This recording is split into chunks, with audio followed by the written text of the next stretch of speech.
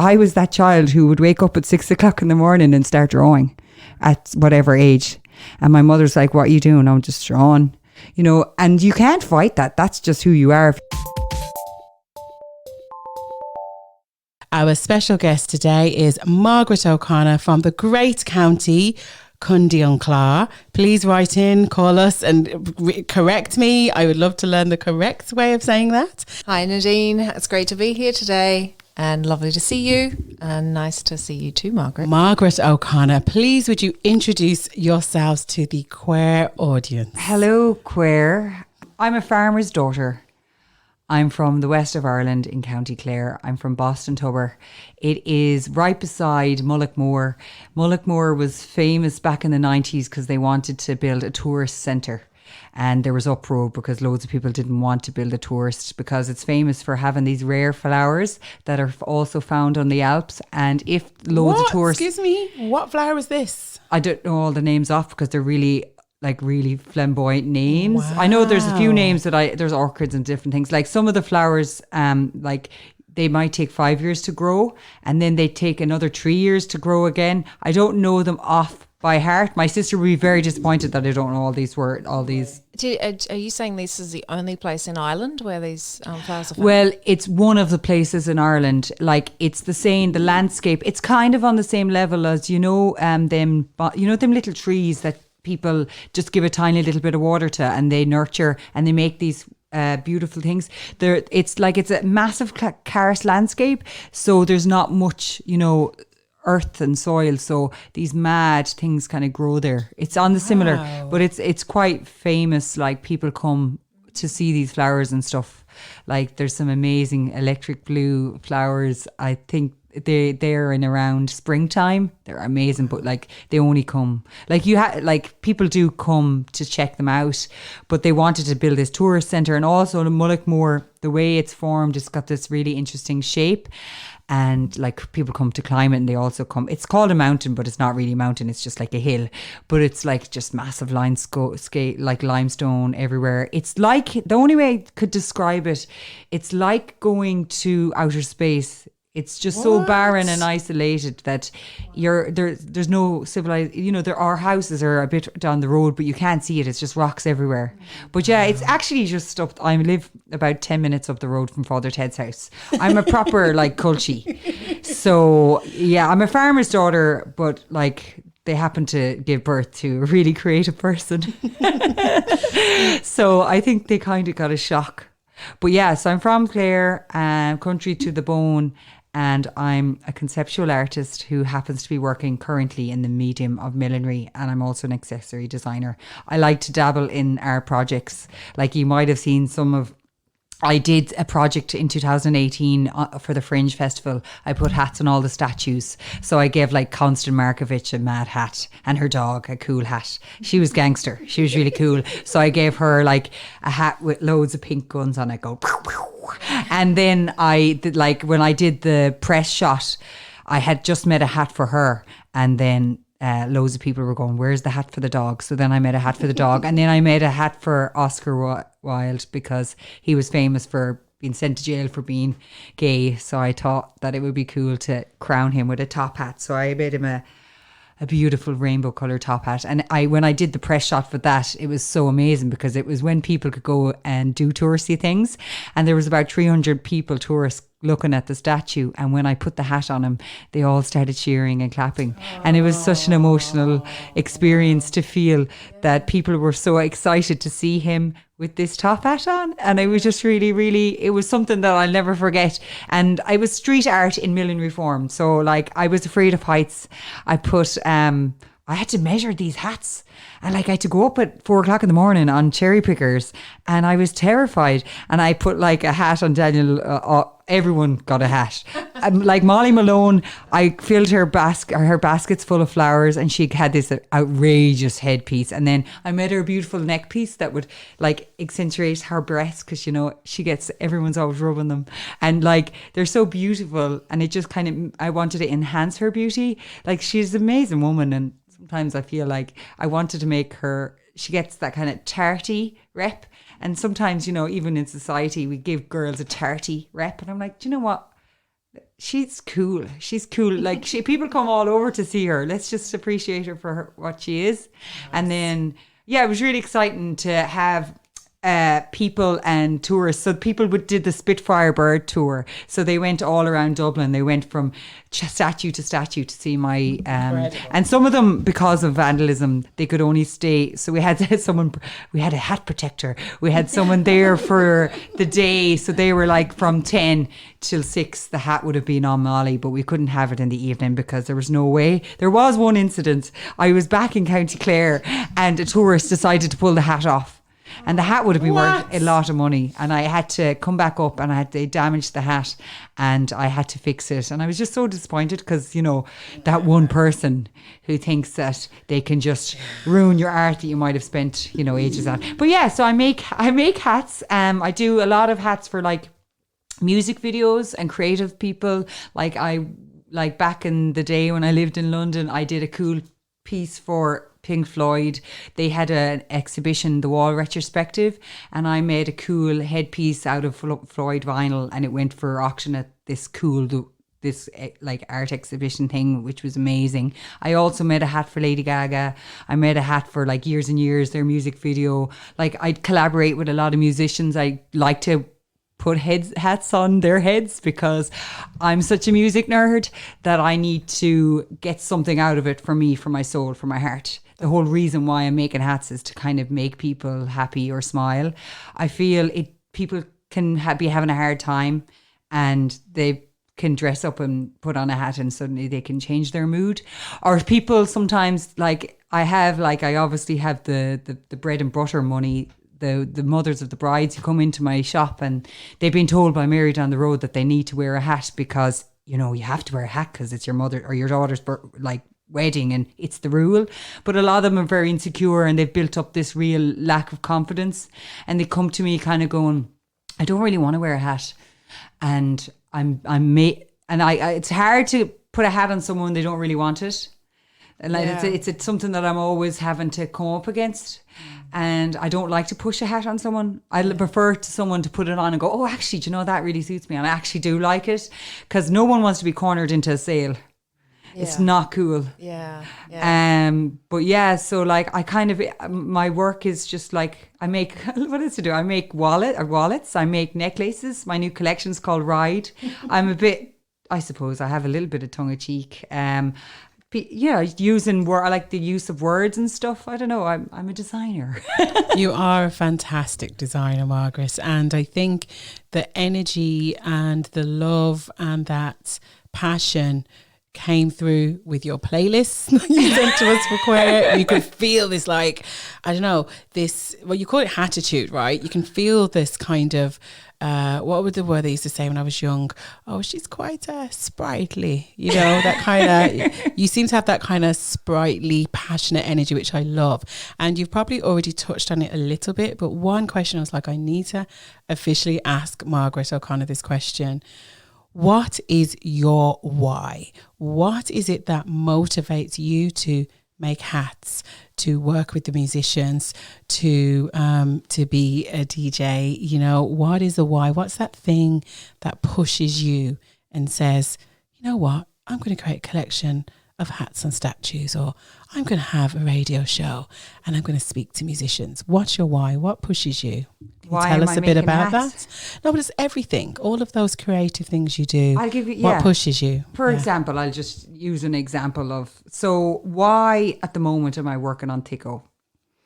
Tico is a project, it's an art project. I'm not going to make any money off it. It's not for, commercial reasons. I felt an overpowering pull to make this because I'm frustrated as an artist and grown up how hard it is when you're not an academic and you can be really, really gifted and talented in other ways. But if you're not filling in the right forms and if you're not doing it the way people want you to do it, people don't get it, or they don't want to get it, or they don't have time to even look at it. And that bothers me. And I feel like if I continue to carry this weight that I'm carrying around with feeling like I'm not good enough or feeling like I'm not an academic, if I'm carrying this around with me for the rest of my life, how can I go on as an artist? I need to let it go. Like, I suppose my why is I do things to get over what I'm dealing with or what it's a therapeutic thing. Also, I need to represent the farmer girl who might be an artist and their parents or their family are totally not from that background, and how difficult it is to delve into that space when you're not around it or you're not influenced by it. How do you kind of manage that, being both kind of like a commercial salesperson, you know, creator of your stuff? You have your own shop, you sell your hats, you sell your necklaces and your accessories. And how do you balance that with you also said you're a conceptual artist and you also create art pieces, and some of those things are paid commissions and some of those are things that you're sort of feeling the draw to do and you have to create it as an artist feels that kind of sense to create. And I feel myself that I cross lots of those different things too. And I know that some of the struggles that I find with that is that people, they'd prefer to put you in one box. So they prefer just to say, oh, there's Taryn, she's the person who wears colourful clothes and mad things on her head. And then they struggle when I'm also doing other things. And I think people sometimes want to do things with people like you and I, but they find it kind of hard to know exactly how to pigeonhole us or where to kind of bring us in. How do you cope with that? How do you kind of find your way around that like desire that society has to sort of pigeonhole you into one space? Come to terms with it and go, I can't keep you. I've spent so many years as a grown up trying to do what everyone else wants that I have had to give up and go, what do I want? What do I need to do? I'm going to do this. I'm also going to be a businesswoman and do this.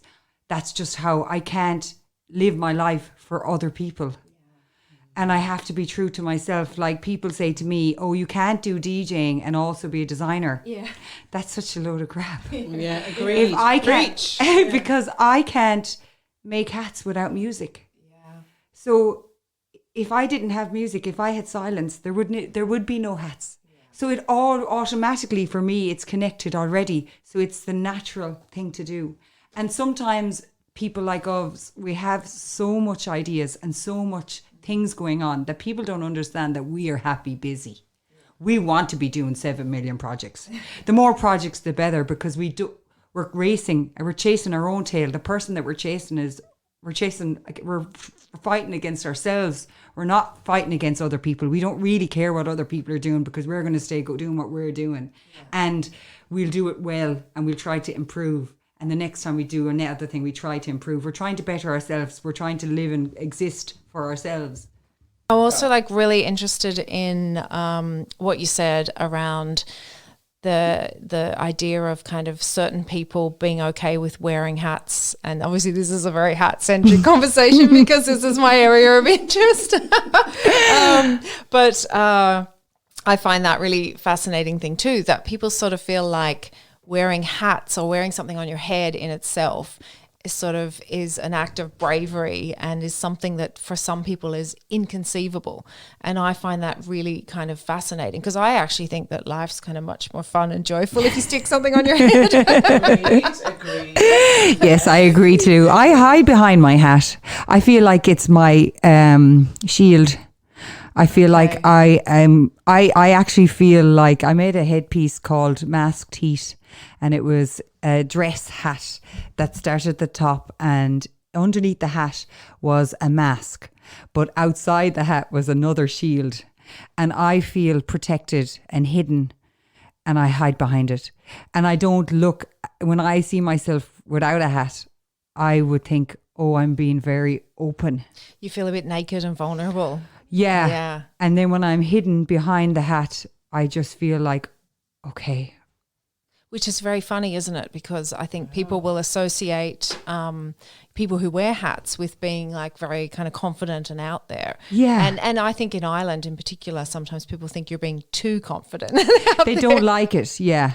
Yeah. Like I can remember I made a hat that took 4 weeks to make, and I went out in Ennis and this guy pulled it off my head and he ruined it and it bent it out of shape and there was no way of fixing it. And I just felt that small town mentality upset me, and it stopped me from going out in my local town. And I was disappointed that I couldn't wear my own hat in a pub without someone pulling it off my head. It's so disrespectful. It is. And I did feel like it was only my first year of opening the shop, and I already felt nervous about moving home from London and setting up shop, and people, what were the neighbours think, and all this like, oh God, the crazy artist is here now. And yeah, it just kind of put me off my space, and it's hard to settle in Ireland after being away for such a long time, and it takes time to come into your own space and just be okay with being who you are. Margaret, whoever that guy is, we're going to find him. Everyone's listening, and that guy that pulls Margaret's hat off her head that she spent 4 weeks making.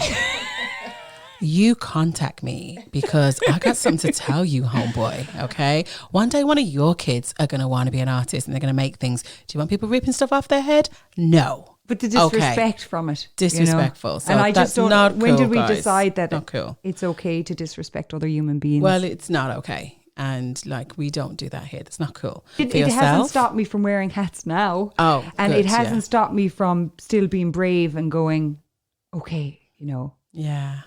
You have achieved a lot in your youthful young life. To me, you're still very young and talented, and you've achieved such great things. But when you look at your future, say 10 years from now, what are we, 2031? Imagine, sounds mad, doesn't it? Yes. So 2031, what would you love your space to look like? Who you are, what you do, and please try and take away the fear. So there's no fear. There's nothing in your way. There's nothing stopping you. Like nothing. If it was my own way, I would have a shop in Dublin, London, New York, and Paris, maybe Milan. Japan, Tokyo. Can we come maybe visit every store? Tokyo. Yeah, that would be cool. And I would have all of my merchandise in Shannon and Dublin Airport. I would have everyone with my handbags, my hats, my necklace, my jewellery. I would also have been branched out into a fashion range, and I would be an international, people, for example, like I would do my own London Fashion Week. I would do my New York Fashion Week, but I'd also have my the likes of Alexander McQueen. He would have done his avant-garde crazy pieces. I would do that. I also would have traveling, like I put the hats on the statues in Dublin. I'd have them on the statues in New York. I'd have the hats on the statues in Berlin. I'd have a traveling art exhibition. I would also be dabbling my art. I would be doing interactive stuff with music. I also would have my own charity where I would invest into musicians and creative artists and people who need maybe creative support that way. I would try and encourage the youth that have natural talent and drive, because that's important. You could be super talented, but you don't have the drive to better yourself. Like, oh, I'm a tortured artist. I'm just so good at drawing. I'm so good at music, but I don't want to try hard at all. Nobody wants someone who wants things handed to them on a plate because, they think they deserve it. Anything that's worthwhile in life is worked hard for. And speaking of the kind of supports for artists, like how have you found starting a business in Ireland, a creative business? Like how do you find it was good. Ireland's response to you? Has it been supportive or? Well, some things have been very supportive. There's a lot of nepotism going on. Ireland is the king of nepotism. And when it goes your way, it's epic. I love it. Yeah. But when you're on the other side, not so much. It's kind of hard, mate. It's the same art. Sometimes it's the same people who are getting the same money over and over again. It's not spread out evenly. The application forms are designed for not academic people. They're people who are pencil pushers who are able to fill in the forms right. They mightn't be as talented as the people that, like there's this famous sculptor, I can't think of his name off the top of my head, and he applied for loads of things in the Art Council this year, and he was denied them because they said he didn't fill in a few things right. And this man is super talented, and he didn't get the money, and he's just amazing. And that disappoints me. And it's that classic thing too, isn't it, with the Arts Council that you get told is that basically you just have to keep applying year after year. And then when you've applied a certain amount of years, they'll eventually, you know, throw you a few bob. It's not really, it doesn't seem like a very fair system when you're an artist. And particularly, I would say, when you're someone like yourself or myself, where we're sometimes doing art things, but not necessarily exhibiting regularly. And like I was looking at something, an artist's kind of bursary a few days ago, and I was really interested in it, but you had to have exhibited in the last 5 years. And I was thinking, well, would they count my performance art pieces that I wear and create as an exhibit? Do you know what I mean? There's very regulated kind of rules to some of these things, isn't there, that seem sort of designed to keep people out. Like they just wanted people who were professional artists every day, 7 days a week. They weren't interested in somebody who, like myself, who I actually can't afford to be a professional artist 7 days a week. You also have children. I've also got children. You can do that. And so I feel like that's really exclusive. You know, I worked for Philip Tracy. I made all the hats when I worked for him for William and Kate's wedding. Like I've made a hat for Lady Gaga. Like I've done cool things, but sometimes it's not enough for people. Yeah. But maybe if my father and mother weren't farmers, like I felt I had to leave Ireland and go to London and work from the bottom and work with the big designers to get really recognised. And then they wanted me when I came back home. And they didn't want me when I was a farm girl. Yeah, even though had the own same skills and talents. Yeah, because they kind of like, if you do have people that are connected to you that are very creative, you do get that extra help and you get advice. And I didn't have a clue. I was so innocent and pure and country, and I just knew that I was that child who would wake up at 6 o'clock in the morning and start drawing at whatever age. And my mother's like, what are you doing? I'm just drawing, you know. And you can't fight that. That's just who you are if you're born like that. And I suppose one thing I am glad of is my environment. I'm living, you know, I would be, you know, dancing on the walls and singing on the walls and running in my bare feet on the rocks. Like I was just that wild, free kid. But that really, I think, made me who I am as an artist, because that rural, wild Clare person kind of made me the creative person. And then when I went, you know, when you do your amazing, like when we went to China and we went to Jakarta, and the British Arts Council brought us over and the Chinese government brought us over, and this was all sponsored and paid for, and I was brought over and really, you know, looked after there. You know, it's just kind of mad then when you come back home and you're like, oh God. Disappointing. Do you think that that's kind of snobbery? Like, do you think is it a snobbery thing, or what? You think it's cliques? I think there's cliques, yeah. Yeah. And what would you like to see for artists in, like, what would actually be helpful initiatives for somebody like you? I think there should be a course that artists should do for a year, and that it's part of your college course, and it shows you all about so say for example, I study art and design and I have my textiles degree, or I have my ceramics and I'm finished and I'm let off into the real world. I'm going to have to get a real job because I'm not going to be able to pay my rent. If I had one more year in that college where they taught me how to do my taxes, taught me how to do all the business side of things, how to fill in the application forms, how you get the grants for the arts things, that year would be the best year I'd ever spent, because then I could do what I need to do as an artist instead of going into the real world. And the sad thing about it is artists don't really want to tell another artist how to do it, because then that their chance of getting their money is weakened. So instead of supporting each other and go, hey guys, we all know how to fill in these forms, we all know how to do it, and then we all have a fair game, and then it comes down to talent, and it's not about who fills in the best form. You know, and yeah, I just think it should be fair, and it shouldn't, like, I could go and pay someone to do an application form for me, and I'd probably have a better chance of getting the money than if I did it myself. Yeah. And that's sad. Yeah. And it's mad then that, like, in the British Arts Council were quite happy to send me to Jakarta and, you know, trust me from my art. And that's why I'm working on Tico, And that's why I'm doing this project, because I'm making these, it's a fashion film, and I'm making these really elaborate high-end pieces, and I'm dealing with topics that hurt me as I was small, and just not being an academic. And I can always remember, my last day of Leaving Cert, and I was so happy I passed my Leaving Cert, and I didn't fail. It was great. I passed my maths and I passed everything. And this guy, I was really excited because I knew I didn't have to be in school anymore. And this guy now, he doesn't know that what he said to me really affected me. But he turned around and he said, so what are you going to be? And I said, I'm going to be an artist. And he goes, and how much money will that make you? And it just crushed me.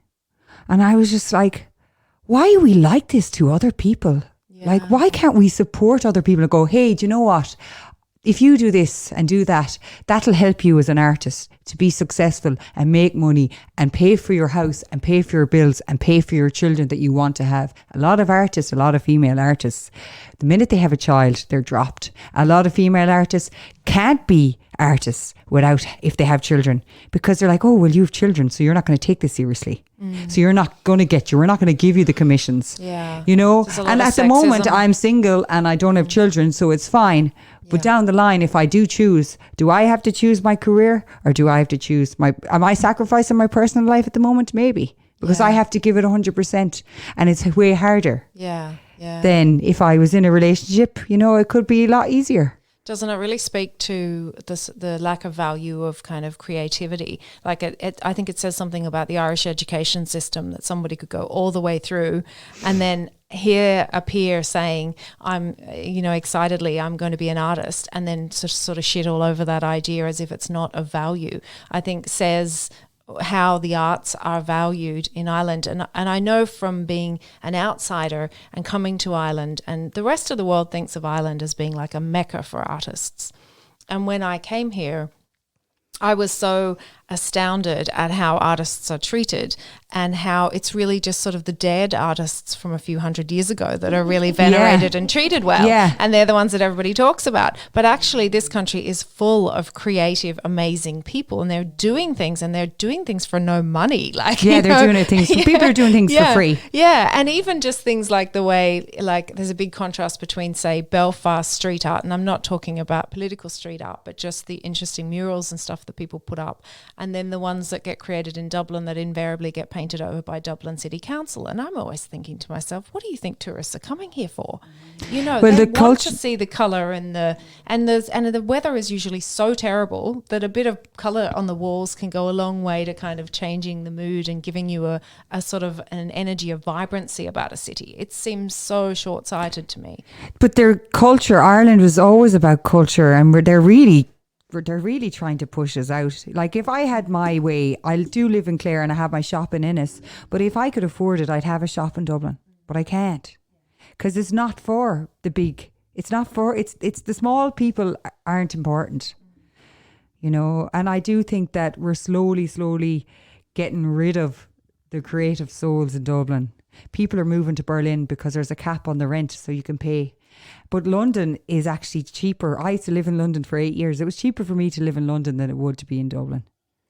Oh, that's ridiculous, isn't it? It's mad. I do love Ireland. I'm so glad I moved home. Like, love it. What do you love? What do you love about I love my Ireland, mother. then? I love my father. Even though they don't have any clue about art, I have a really warm. I've been very emotionally wrapped up in this. I have a lot of love from my family and my cousins and my aunties and my uncles, and I suppose that's probably what made me come home. Now they think what I'm doing, they're like, what's she at now? And my mother's very conservative, so they're just traditional Irish family. And when I released my Ride collection, my mother was just like, do you know what that means? Do you know what that means in my day? And I said, I do. But it's a different meaning now, Mammy. But it's hard to just it took me a long time to just be like, okay, I'm doing this now. You can like it or not. And then I did go on, I remember they wanted me to be on the RTE news. And my mother asked me not to go on the news. She said, please don't. And then my sisters and my cousins were like, you might as well do it. You know, you just do it because they're worried about what people would think. Ah, come on. You know, but now they're not like that now because I was on Dahi and Maura and they were like, oh, you did very well. But like, I don't know, it takes a lot. Like it's taken me a long time to just be okay with being myself and being rejected, because I was always rejected in society with my, people always thought I was if I really into things, like I got really into sport. I was really into it. Like, I can't cut off that. Like, for example, now I've started to run again. I'm learning how to swim. I'm really into it. I'm trying my best. I'm going to give it 100%. And you can't just, if you're really energetic or passionate or you have all this emotion, you can't just like cut it off. Like, I don't know. If you repress what you're like for the whole of your life, like, what can you do? I can't do anything else. I do wake up in the morning, I'm very happy. Like I could wake up in the morning and be grumpy and complain about things, but I'm not that way inclined. Margaret, I'm trying to, like, amazing. I don't know. I just have to, you can't really, I'm just trying to work with what I got. Well, you're working with it pretty fantastic. I mean, it's been such a joy even just to speak to you today. And I've known you for a little while now, but it's nice to hear you, I don't share a further bigger story of the Margaret O'Connor brand experience person. So I feel really blessed, and I know that Taryn does, can see her nodding and smiling. You asked me what nursery rhyme. What nursery rhyme did you love? And I said that I couldn't remember the nursery rhyme, but the only thing I do remember was when I was going in the car with my father. He used to, we live in the country, you're always in the car with your father, and the moon would shine bright, and it would shine down on Loch Bunny. And my father would always say this poem. It was about the moon and how it shines so bright. And I can remember getting lost in the moon. And when he told me that story, I went into a different place and I thought, is there a man in the moon? And I can remember having I was probably had such a big imagination, and like even doing the Cloud9 thing. I knew that my father, I was asked to judge for the Dublin Horse Show. My father goes to the Dublin Horse Show. He normally goes with Uncle Joe. Sadly, Joe passed away this year, and sorry, Uncle Joe. I know, yeah, from Joe in Dublin. So Daddy would go up to Dublin, he'd stay with Joe, and they'd go to the Dublin Horse Show. My father is really into horses. He's loads of horses, and I kind of thought, do you know what? It would be a bit of fun. My father's going to be there, so I got a Cloud9 suit made, but also it was a nod to Prince, because if you see Prince's Raspberry Beret video, he has a Cloud9 suit. And I was like, if there's ever a time that I can be Cloud9, this is the time. And I made a Cloud9 hat, I made a Cloud9 bag, and I wore it. But I thought I would get to see Daddy, and I didn't get to see him. Because I tried to ring him and he tried to ring me, and we never got to see each other.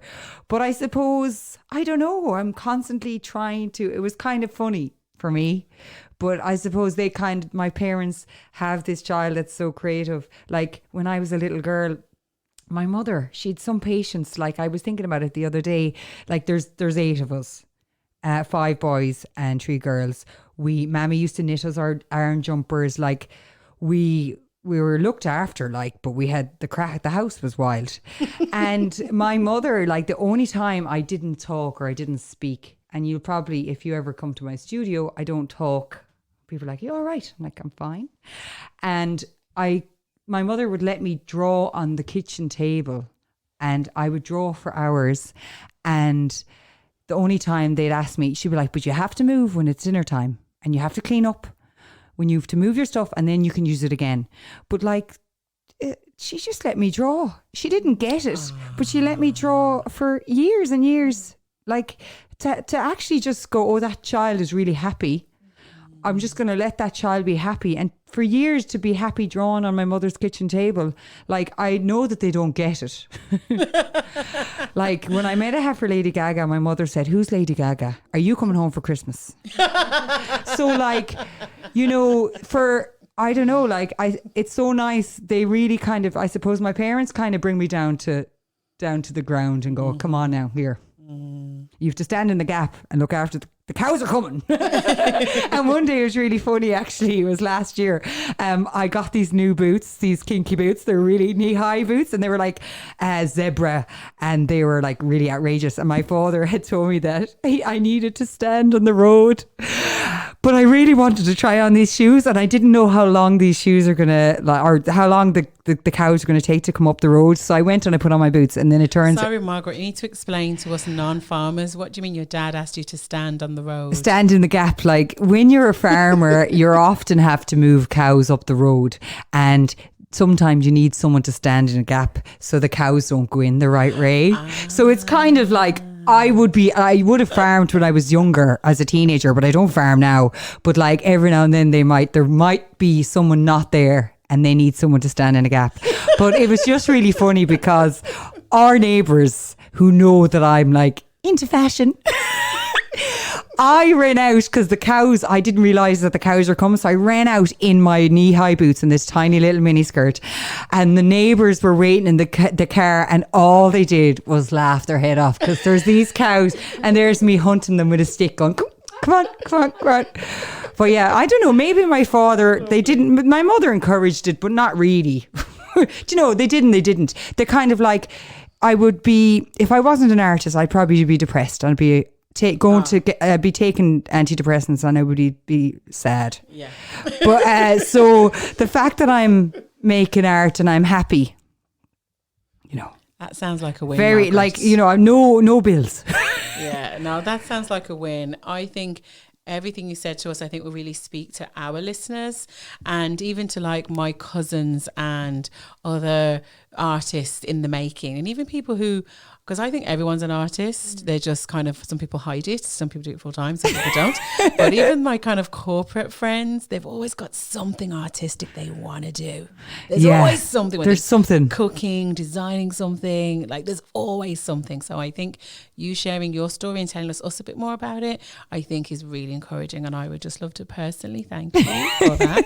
Taryn, is there anything you'd like to say to Margaret? Yeah, I just want to say I think that the takeaway is going to be that story of the zebra boots and the mini skirt for most people when they listen to this. But also, like, I think you've really touched on some very interesting points around being an artist and being a creator in Ireland in 2021 and the realities of that. And like, here's hoping that some of the people who get to be the decision makers listen to this podcast and maybe make some changes. So thanks so much. Completely. Quare life. Margaret O'Connor, it has been such a joy to have you on Quare Chats. Thank you so much, and we hope we can speak to you again. Good luck with all of your projects. Can I say something? Oh my God, always. Thank you so much for asking me to come on your show, ladies. And I listened to your first podcast and I loved it. It was so amazing. And I'm so chuffed that you asked me to come on your show and talk to you. And you're very fabulous. And I do like your style.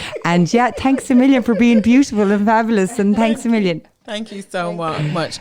Margaret O'Connor, ladies and gentlemen. Oh yeah, and by the way, make sure to listen to my radio show. Oh yes, of course. They all will. They'll all be subscribing to everything you do. Thank you so much for coming on Quare Chats. Let's keep it queer. Enjoy the rest of your day, guys. Thank you so much for tuning in. Thank you so much for asking me to come on your show, ladies. And I listened to your first podcast and I loved it. It was so amazing. And I'm so chuffed that you asked me to come on your show and talk to you. And you're very fabulous. And I do like your style. And yeah, thanks a million for being beautiful and fabulous. And thanks a million. Thank you so much. Margaret O'Connor, ladies and gentlemen. Oh yeah, and by the way, make sure to listen to my radio show. Oh yes, of course. They all will. They'll all be subscribing to everything you do. Thank you so much for coming on Quare Chats. Let's keep it queer. Enjoy the rest of your day, guys. Thank you so much for tuning in. Thanks a million, guys. Peace out. Thank you. Bye.